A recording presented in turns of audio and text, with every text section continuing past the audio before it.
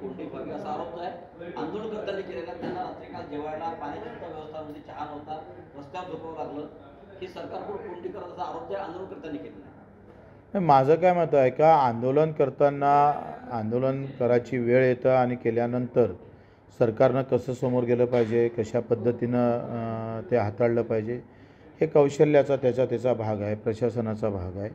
आणि मला असं वाटतं का कुठलंही कोणीही आंदोलन करत असेल तर त्याला पाहण्याचा दृष्टिकोन इंग्रजासारखा नसावा.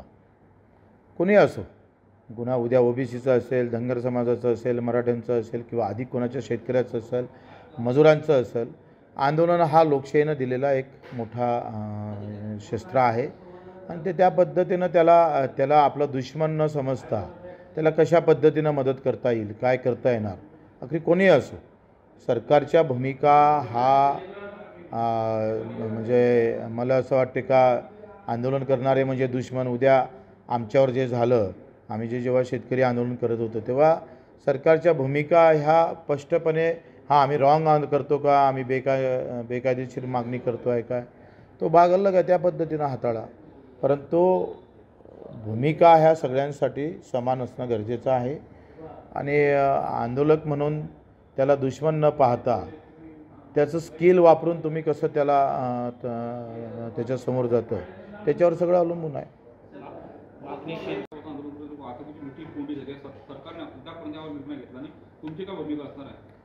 सरकारनं राजकीय खेळी करू नये कोणासोबत. हे फक्त राजकारण जर करत असेल तर ते चुकीचं आहे. माझं काय म्हणणं आहे का या राज्यामध्ये जो काही समाजामध्ये जी काही एकोपा होता तो व्यवस्थित त्याला तोडण्याचं काम सरकार सध्या करत आहे. ते व्यवस्थित करत आहे. तुम्हाला माहीत आहे का भाजपाचा अजेंडा राहिला, जेवढे मुस्लिम लोक रस्त्यावर येईल तेवढे हिंदू जागृत करणार. रस्त्यावर मुस्लिम लोक आले पाहिजे हे भाजपचा हमेशा अजेंडा राहिलेला आहे.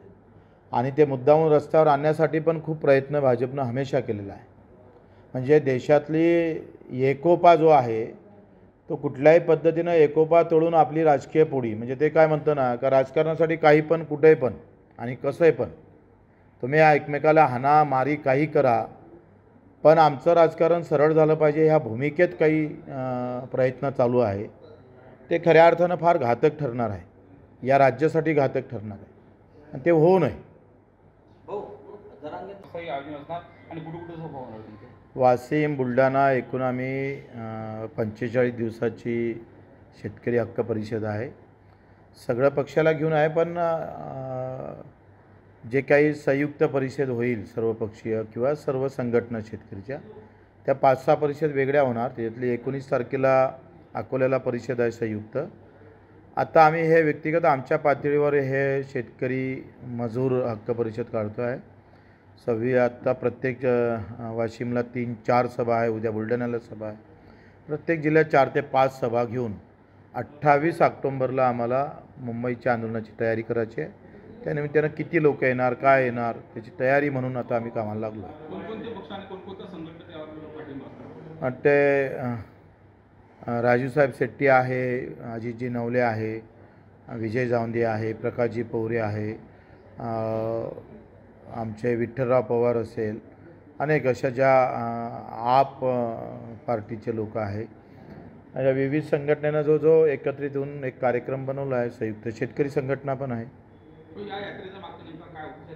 28ची तयारी करतो आहे ऑक्टोंबर. शेतकरी कर्जमाफी, शेतकऱ्याचा हमी भाव. आता कापसावर 11% आयात कर होता तो हटवला. ट्रम्पची जे मागणी होती ते भारत सरकारनं पूर्ण केलेली आहे.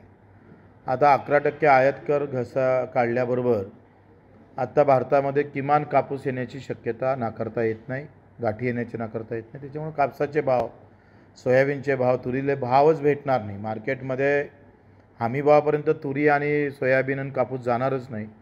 आणि त्याच्यामुळे सरकारनं आता हमी घेतली पाहिजे का पूर्ण सगळा FAQ असू दे का कुठलाही कापूस, तूर आणि सोयाबीन हे जे पिकं आहे हे आम्ही पूर्णपणे खरेदी करणार आहोत.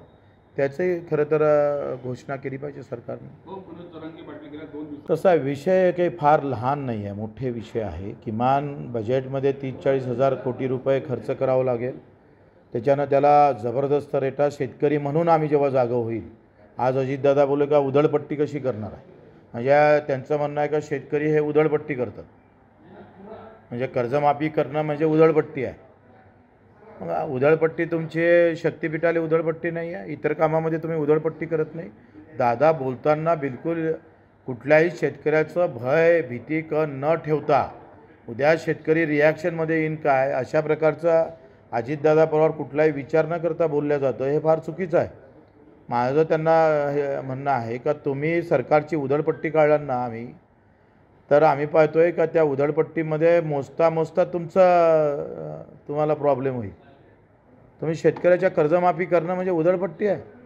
ते म्हणतात का आम्ही जे कर्ज भरतात त्याचं काय करा ना माफ, त्यालाही पैसे द्या तेवढे. का दिलेली दाखवत नाही तुम्ही आणि उलट नाव ठेवताय. ते म्हणतात कर्ज भरल्याने त्याला आम्ही माफ करतो, कर्ज जो भरतंय त्याला आम्ही काहीच देत नाही. मग तुमचं धोरण आहे, आमची मागणी पण आहे, कर्ज ज्यानं भरलं त्याला पण तेवढेच पैसे दिले पाहिजे, त्यालाही उभं केलं पाहिजे. आणि बजेटमध्ये तुम्ही तरतूद किती ठेवली? 9,000 कोटी. तुम्ही तुमच्या शक्तिपीठाला अजून काही नाही 20,000 कोटी तरतूद ठेवली. कामाला लागले सगळे. हे उधळपट्टी नाही आहे.